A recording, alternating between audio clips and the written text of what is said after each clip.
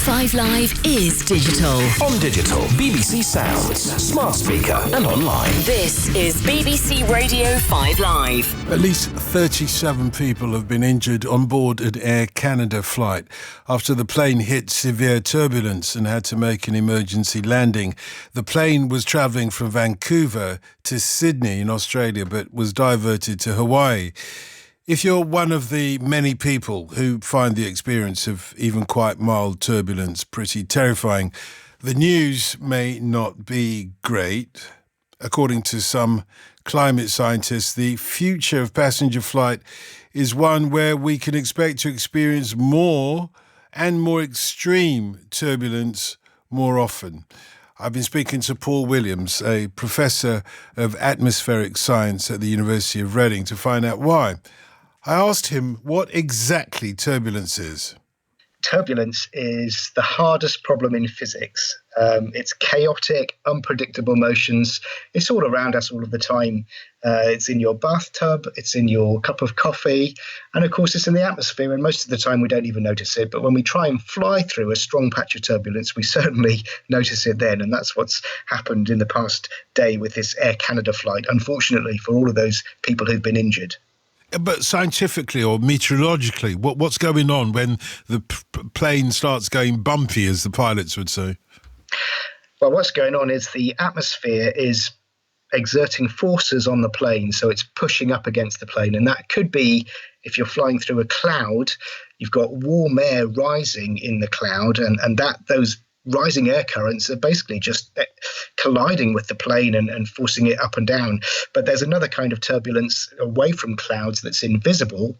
That's called clear air turbulence, and that's caused by the atmosphere becoming unstable. It happens a lot in the jet stream where the air is moving very quickly and basically the atmosphere just can't cope with the stresses and strains. So it breaks down, it becomes unstable, and the consequence is a whole load of turbulence.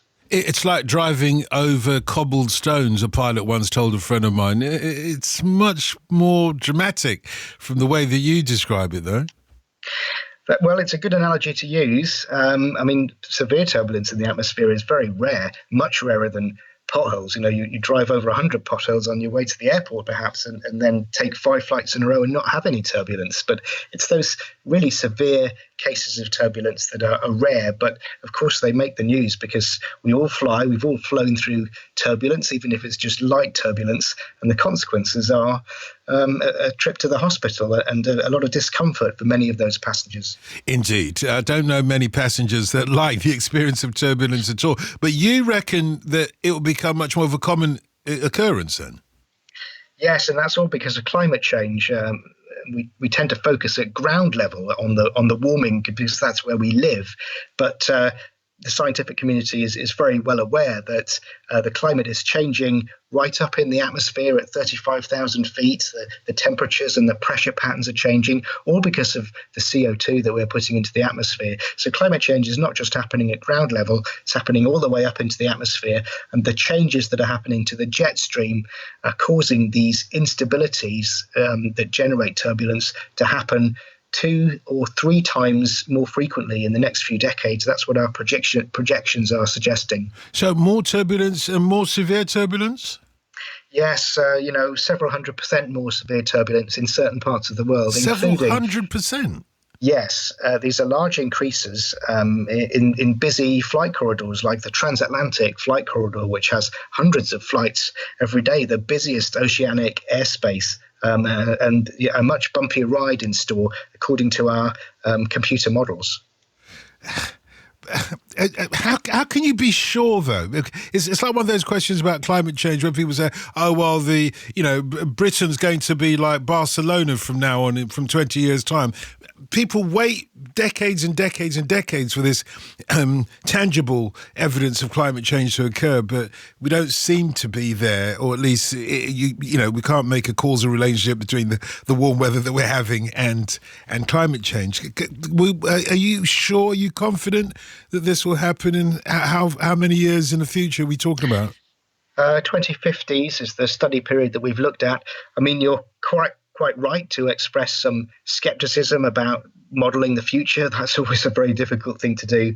But in this case, we've looked at a number of different models, different months of the year, different levels in the atmosphere, different flight levels, the different strengths of turbulence. We've varied as many parameters as we can. And actually, we don't even need climate models to make this prediction. We understand the physics behind what causes turbulence, and we understand physically the ways in which climate change is modifying the temperature patterns at 35,000 feet. So even without recourse to the computer models, we can still be very confident that this is a robust result, and we believe it.